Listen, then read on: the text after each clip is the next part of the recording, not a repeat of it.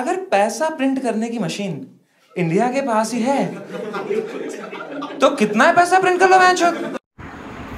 আমাদের দেশের সরকার চাইলেই কেন ইচ্ছামতো টাকা ছাপিয়ে দেশের অর্থনৈতিক ব্যবস্থাকে সমৃদ্ধ করতে পারে না। তার কারণ হচ্ছে মুদ্রাস্ফীতি। কোনো নির্দিষ্ট সময়ের ব্যবধানে যদি কোনো একটি পণ্যের দাম টাকার অঙ্কে বেড়ে যায় তাহলে সেটাকে মুদ্রাস্ফীতি বলে। এতে জনগণের ক্রয় ক্ষমতা কমে যায়। ধরেন বাংলাদেশের কাছে এখন 1000 টাকা আছে এবং 100 কেজি চাল আছে, তাহলে এই 100 কেজি চালকে আমরা বলবো আমাদের সেবা এবং এই 1000 টাকাকে বলবো আমাদের মুদ্রা। সো আমরা যদি ডিভাইড করি তাহলে প্রত্যেক কেজি চালের দাম পরে 10 টাকা।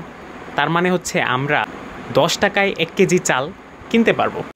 এখন বাংলাদেশ সরকার যদি 500 টাকা আরও বেশি ছাপায় তাহলে দেশের অর্থনীতিতে 1500 টাকা এসে পড়বে, কিন্তু চাল সে 100 কেজি রয়ে গেছে। তার মানে হচ্ছে আমরা আমাদের সেবা বাড়াচ্ছি না, বরং আমরা আমাদের টাকার পরিমাণ বাড়িয়ে দিচ্ছি। এতে করে জনগণের ক্রয় ক্ষমতা বেড়ে গেছে।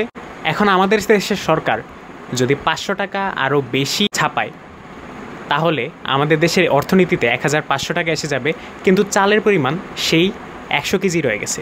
তার মানে আমরা আমাদের অর্থনীতিতে এখন 1500 টাকা থাকার পরেও আমরা সেই 100 কেজি চালই পাচ্ছি। তার মানে এখন প্রতি কেজি চালের দাম হয়ে গেছে 15 টাকা। এটাকেই বলা হয় মুদ্রাস্ফীতি।